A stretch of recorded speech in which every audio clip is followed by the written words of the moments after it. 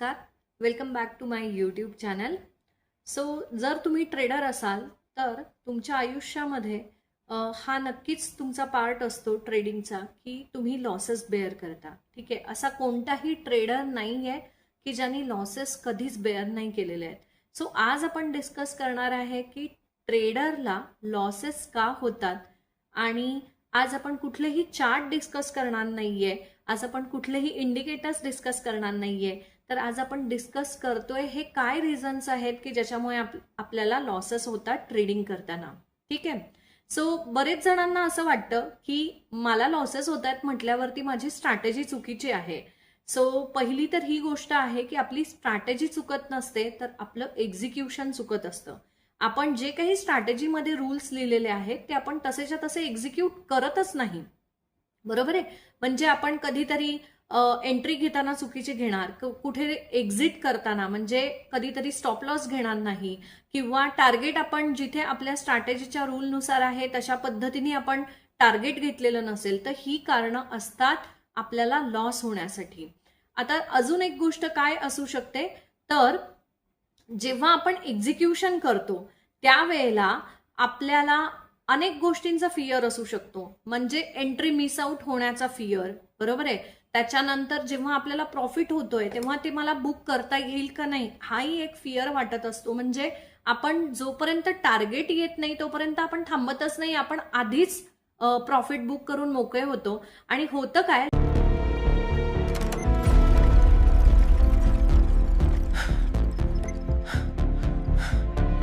Loss मध्ये असताना आपण लॉस मध्ये थांबून राहतो. एक कुठेतरी होप असते की कधीतरी मी प्रॉफिट मध्ये कन्वर्ट होईल माझा हा ट्रेड, आणि म्हणून आपण लॉस मध्ये थांबून राहतो. पण प्रॉफिट मात्र आपण वेळच्या वेळी बुक करत नाही. प्रॉफिट मध्ये आपण लवकरच आधीच बाहेर पडतो. सो हा जो सगळा प्रॉब्लेम आहे हा आपल्या माइंडसेट मधला आहे. हे सगळे प्रॉब्लेम्स आपल्या एक्झिक्युशन मधले आहेत, बरोबर आहे. त्यानंतर अजून एक खूप मोठा प्रॉब्लेम असतो जेव्हा आपण रिवेंज ट्रेडिंग करतो. सो रिवेंज ट्रेडिंग काय आहे, तर जर का मला पहिल्या ट्रेडनी लॉस दिला तर मी अजून जास्तीचे ट्रेड घेत राहते. सेकंड ट्रेडमध्ये मी रूल्स फॉलो करणार नाही, क्वांटिटी मी डबल करणार किंवा लॉट साईज मी डबल करणार, कॅपिटल अलोकेशनचे रूल मी पाळणार नाही, रिस्क मॅनेजमेंटचे रूल पाळणार नाही, की ज्याच्यामुळे माझा लॉस अजूनच वाढत जातो आणि अशा पद्धतीने रिवेंज ट्रेडिंग मला खूप मोठ्या लॉस मध्ये टाकून जातं. ओके. त्याच्यानंतर थर्ड थिंग अशी आहे की रिवेंज ट्रेडिंग तर आहेच, पण त्याचबरोबर आपण ओव्हर ट्रेडिंग करतो. सो ओव्हर ट्रेडिंग आणि रिवेंज ट्रेडिंग दोन वेगवेगळ्या गोष्टी आहेत. रिवेंज ट्रेडिंग जसं मी सांगितलं की रूलमध्ये आहे, पण तरीही मी ते रूल न पाळता जास्त ट्रेड प्लेस करत राहणं, दॅट इज रिवेंज ट्रेडिंग. म्हणजे मला कुठेतरी लॉस झालाय, तो मला रिकव्हर करायचा आहे, या माइंडसेटनी मी जे रूल तोडून ट्रेडिंग करत राहते ते झालं रिवेंज ट्रेडिंग.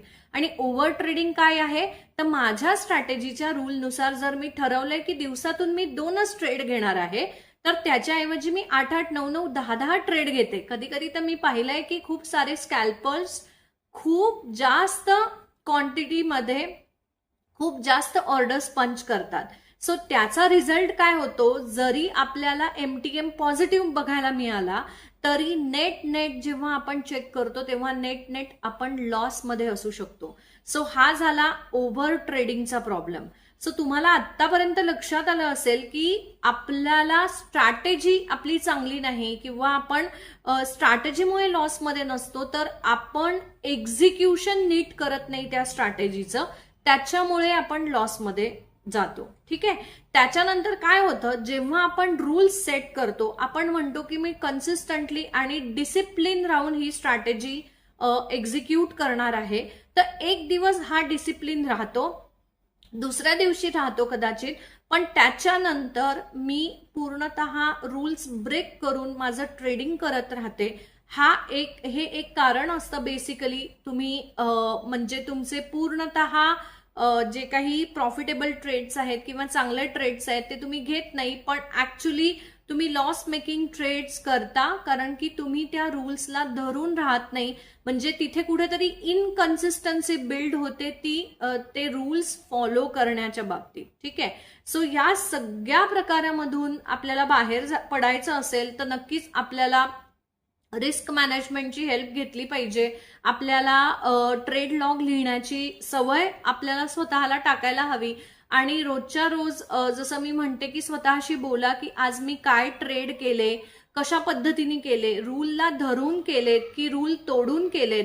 तर हे सगळं जो स्वतःचा अभ्यास आहे ट्रेडिंगला धरून तो आपण केला पाहिजे. किंवा जसं की वीकेंड आल्यानंतर आपल्याला काय होतं की मंडे टू फ्रायडे मी ट्रेडिंग केलेलं आहे, पण वीकेंडला मी कुठल्याही प्रकारचा स्टडीज केला नाही जो वीकली बेसिसवरती करायला हवा. रिपोर्ट्स बनवायला हवेत स्वतःचे. आधी तर आपण किती लॉस मध्ये आहे आणि आपल्याला इथून पुढे कसं जाता येईल आणि त्याच्यासाठी आपल्याला काय करेक्टिव्ह मेजर्स घ्यायला पाहिजेत, हा सगळा आपल्याला शांत डोक्याने आणि व्यवस्थित बसून शांतपणे विचार करायला हवा. सो तो सगळा विचार जर झाला तरच आपल्याला इथून एक चांगला पुढचा प्रॉफिटेबल जर्नी करण्यासाठीचा एक बेस आपल्याला स्वतःला तयार करता येऊ शकतो. काय होतं की जे काही आपले रूल्स आहेत, आपल्या स्ट्रॅटेजी आहेत, त्या आपल्याला असं वाटतं की त्या चालत नाहीत आणि म्हणून त्या आपण डम करतो आणि स्ट्रॅटेजी हॉपिंग सुद्धा करत राहतो. म्हणजे एक स्ट्रॅटेजीवरनं दुसरी स्ट्रॅटेजी किंवा एक इंडिकेटरवरनं दुसरा इंडिकेटर, दुसऱ्या इंडिकेटरवरनं तिसरा इंडिकेटर. सिमिलरली जर का तुम्ही चार्टिंगचे स्कॅनर जर वापरत असाल स्टॉक सिलेक्शनसाठी तर बरेचदा असं होतं की एक स्कॅनर तुम्ही वापरता, त्या स्कॅनरनुसार तुम्हाला जर लॉसेस बेअर करायला लागले, म्हणजे तुम्हाला एंट्री एक्झिट घेता नाही आल्या, बरोबर आहे. कारण की स्कॅनर काय करतात ते जस्ट तुम्हाला स्टॉक स्कॅन करून देतात, पण त्याचं एंट्री आणि एक्झिट कशा पद्धतीने घ्यायची, त्याचं रिस्क मॅनेजमेंट कसं करायचं, किती क्वांटिटी चा ट्रेड घ्यायचा, हे सगळं आपल्याला आपल्या स्ट्रॅटेजीच्या रूलनुसार ठरवायला लागतं.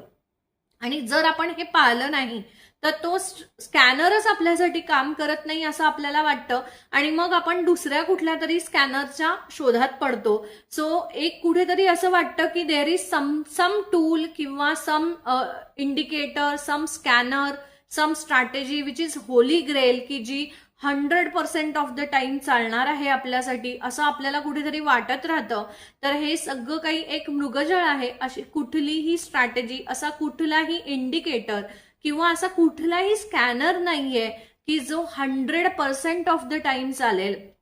सो करेक्टिव्ह मेजर्स कुठे घ्यायला हवेत तर करेक्टिव्ह मेजर्स आपल्याला आपल्या एक्झिक्युशन मध्ये घ्यायला हवेत आणि आपलं एक्झिक्युशन सुधारायचं असेल तर आपल्याला आपल्या माइंडसेटमध्ये खूप सारे बदल करणं फार गरजेचं आहे. त्याच्यासाठी जेव्हा आपण डिसिप्लिनच्या गोष्टी करतो, कन्सिस्टन्सी बिल्डिंगच्या गोष्टी करतो, सो त्याच पद्धतीने स्वतःचा माइंडसेट डेव्हलप करणं. कारण की होतं काय, मार्केट आपल्याला हरवत नाही, आपणच आपल्या बिहेवियरमुळे किंवा रॉंग माइंडसेटमुळे आपण स्वतःला हरवतो आणि ही गोष्ट आपल्याला जमतच नाहीये म्हटल्यावरती आपण ट्रेडिंग करणं सोडून देतो आणि आपल्याला असं वाटतं की ही गोष्ट लक वरती डिपेंड करते. सो असं काही नाहीये. खरं तर हा सगळा रूल्स पाळण्याचा, कन्सिस्टन्सी बिल्ड करण्याचा, स्वतःवर काम करण्याचा ऍक्च्युली करिअरिस्टिक अप्रोच आहे आणि तो सेम अप्रोच आपल्याला जर ट्रेडिंगमध्ये सुद्धा पाहता आला तर आपल्याला इथे सुद्धा चांगल्या प्रकारे यश मिळू शकतं. सो माझं नेहमी असं म्हणणं असतं की जेव्हा तुम्ही चार्ट रीडिंगसाठी बसता, सो चार्ट रीडिंग सोबत स्वतःचं माइंड रीडिंग सुद्धा फार गरजेचं आहे. सो जर का एखाद्या दिवशी तुम्ही खूप हडबडीमध्ये आहात आणि ऍक्च्युली तुम्ही खूप इमोशनली ड्रेन्ड आहात, सो अशा वेळेला तुम्ही ट्रेडिंग करणं टाळलं पाहिजे. सो एखादी गोष्ट आपल्याला कधी करायची नाहीये, कधी आपल्याला थांबायचंय, हे सुद्धा कळणं फार महत्वाचं आहे. किंवा कुठल्या सिनारिओमध्ये मला रिस्क कमी ठेवून ट्रेड प्लेस करायचे आहेत. सो ही सगळी माहिती आपल्याला असायला हवी. हे कुठेतरी आपण डॉक्युमेंट केलं गेलं पाहिजे. कारण की जर का तुम्ही चूक करत असाल एक्झिक्युशन वाईज तर कितीही तुमची स्ट्रॅटेजी आणि स्ट्रॅटेजीचे रूल्स कितीही चांगले असले तरी त्या सिनारिओमध्ये आपल्याला यश मिळणं फार कठीण होतं.